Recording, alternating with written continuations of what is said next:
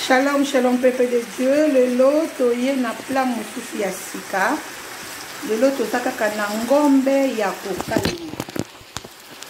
Pardon, toza na ngombe ya kokalinga. Donc, ngombe ya kokalinga, toserunaki ngombe na biso, na bouillon. Totie mwa muscade na kati.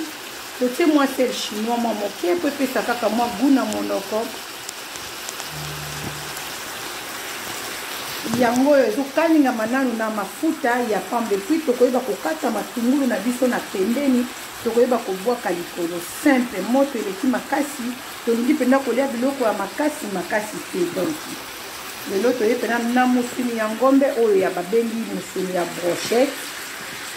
Ezokalinga yango, totiaki mafuta na moto, tozi ngombe na biso c'est bien saisonné, tobwaki na kati mai te. Donc tobandi kobalola yango moko nde ebimisi mai na yango, ezobela kaka na mai na yango, malembe ki saisonnement ezokota na kati.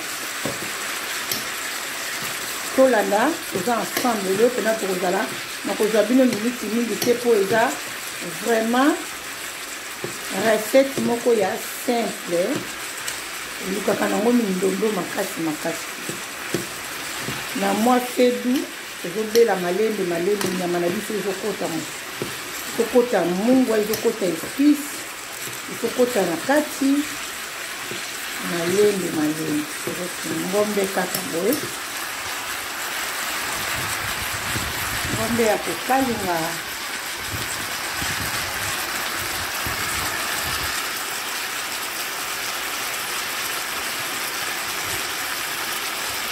Je vous aime de tout mon cœur, je vous aime de tout mon cœur. Comment ça va mon frère, comment ça va ma soeur? Que Dieu vous bénisse, bon appétit à tout le monde. Que Dieu vous bénisse, que Dieu vous bénisse, chaque chose à son temps. Misuni na biso ezobela oyo eza misuni ya kamundele. Eza pena ngombe oyo ya mikuwa te, nyama na nyama. Lelo vraiment tokaka na nyama ya kotumba te, me ya kokalinga. Tokokata matungulu, tokobwaka yango likolo, ntango ngombe na biso ekobela po ete matungulu ezika te. Tokozwi matungulu natika bakisi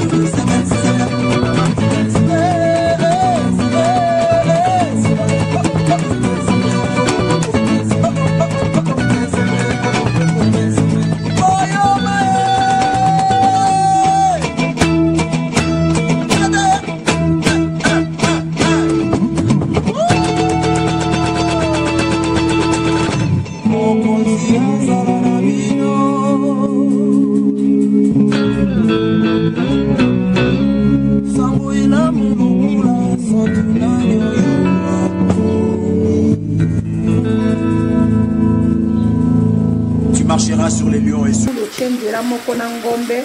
Matungulu ekozika kopesa aspect ya bien te ntango ngombe na biso ekobela. Donc il faut kotika ngombe ezwa tana yango na moto, ezwi tana yango ebimisi makila,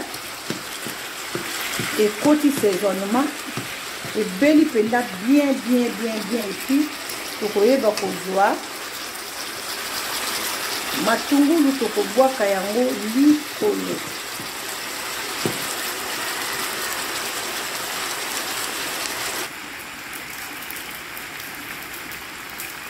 Bien tobwaki matungulu likolo kaka ndenge tolobaki. Totuki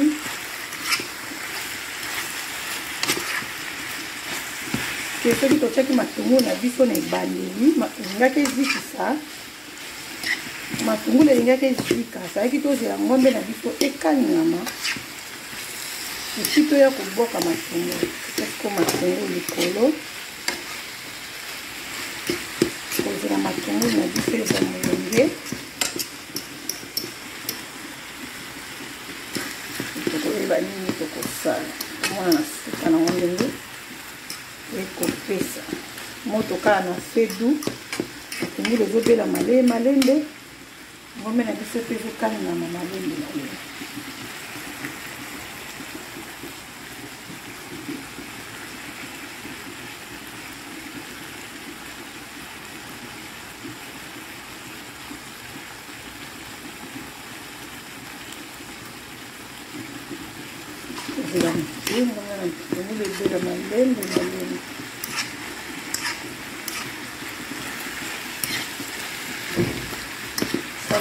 ye malembe na fait 12 fois patient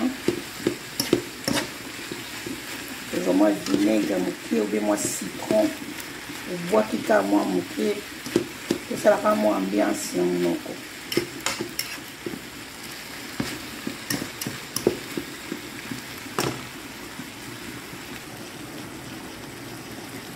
ngombe na biso matungulu ebandi olemba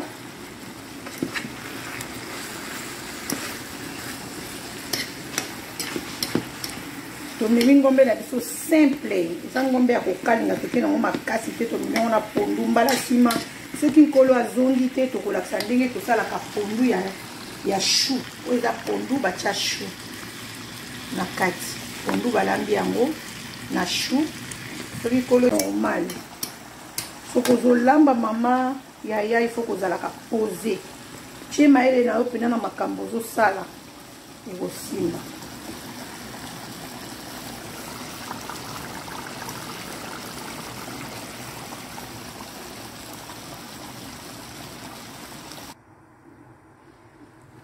bien aimé tokomi na suka tala résultat ya ngombe na biso epesi présentation nango yango loso pondu na ngombe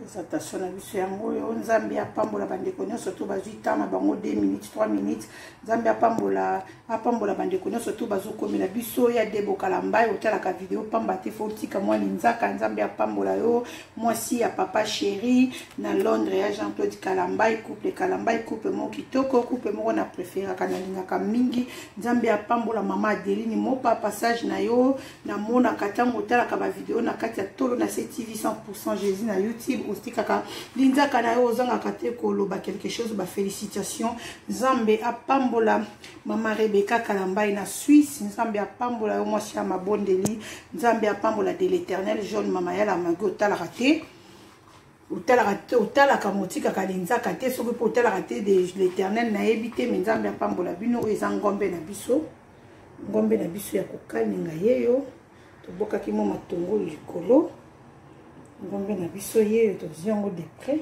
et puis pondu na biso na loso yango nde moto yebaki koaccompagner ngombe na biso nalingi bino mingi ezaki bongo ya bino évangéliste Anne Kalambai mwasi ya mokonzi mama tolo na se madame kaka femme de quelqu'un donc na pesi bino bote na komona Yesu pe bon appétit na musika kande bukolanda na bilili soki kolo Yesu masi azongi te na laki bino lisusu toko kutana po kozanga na biso kokutana ezaka na arrivé à Yesu masia mais lokola Yesu azopesa biso temps azotika biso na mokilo to yeba kobongisa to yeba kotambola to yeba vraiment kobongisa na ye tokozanga te kokutana mais kobosana te bien aimé Jésus-Christ revient bientôt. Que le Seigneur vous bénisse et je vous aime beaucoup. Bye.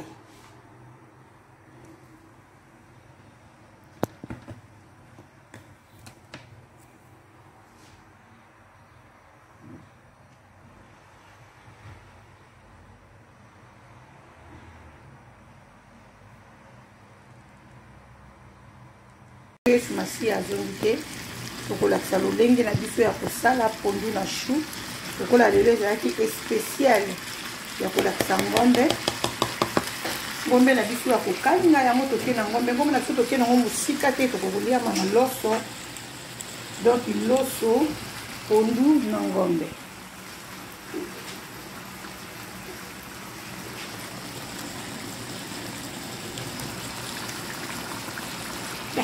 bon appétit. Ça a bon appétit bien aimé.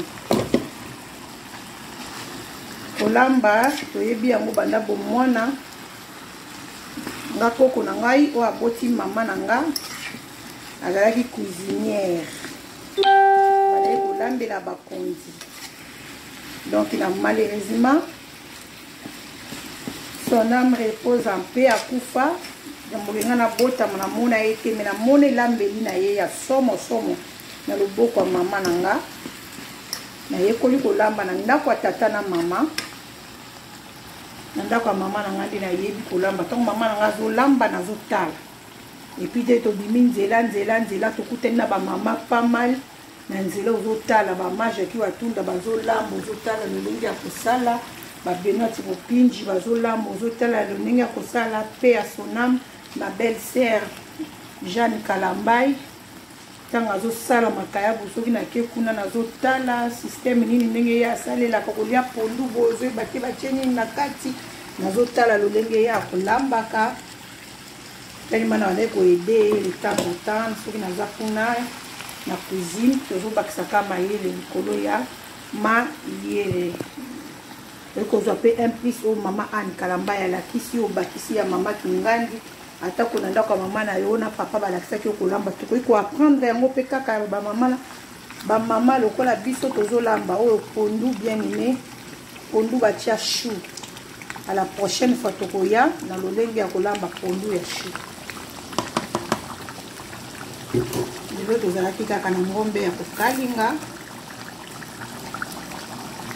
lobi tokoya na pondu ya chou pondu na biso ezotoka l'autre na biso comme déjà presque prêt et puis ngombe na biso pe ebeli déjà donc matungulu ebukani déjà na kati moni ngombe na biso ebeli mpenza point eziki te ezopesa na apeti kaka ntango ozotala yango eziki te ebeli mpenza Tolonase TV. Oh, bien-aimé, Tolonase TV, ne manquez pas, tu ne seras pas dessus. Bien-aimé, Tolonase TV, il y a Bissomoko, Tolonase TV, il y a Yonangai. Bless. Diaspora baboyi muziki na poto baboyi kotika koyemba beti to yambula supu na tolo mukulu kuyo kwa na potesa